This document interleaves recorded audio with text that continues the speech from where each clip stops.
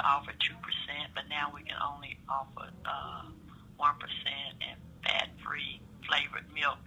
So they are getting accustomed to it. It's ironic. I just had a food show with a lot of tasting of new products that met the nutritional requirement. And some students said, well, I didn't realize healthy food could taste so good. So, it takes time. It does.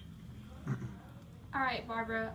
Farm to Schools is a new program that many schools have taken up. Can you see many more public schools doing this? I'm sorry, I didn't quite understand.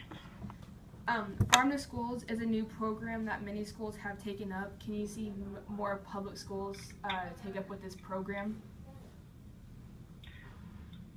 Okay, I still quite didn't understand. Of farm to school. It's fine. Okay, go ahead. Farm to Schools.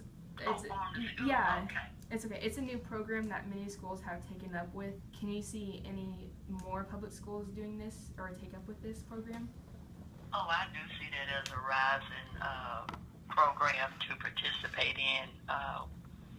On a yearly basis or every other 6 months, we are getting information about farm to school, and we have more farmers and more vendors who are becoming a part of that. So, yeah, I see that as an up and rising program for schools. All right. If you had the power to introduce changes to the current child nutrition bill, what would you change?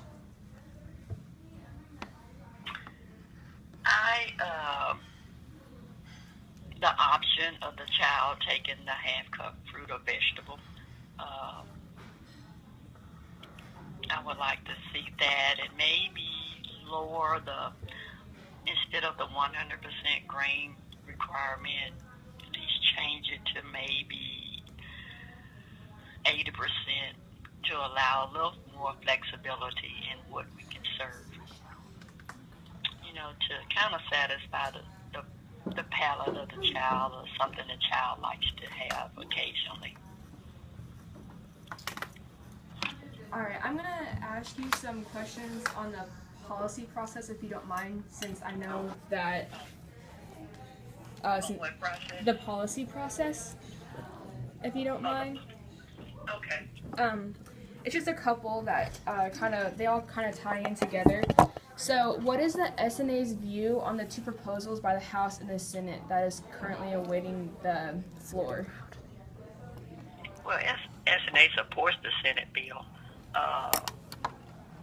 and it's similar to one of them is targeted toward the sodium, not to implement lowering it anymore until further study is done, and the 80% offering of the whole grain-rich products.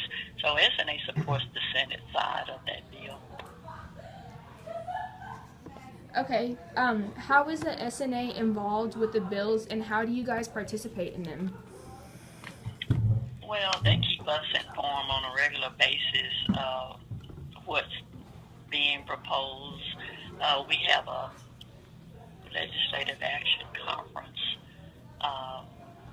once a year, and also if anything new develops and SNA wants the states to support, there's always emails or flash news release.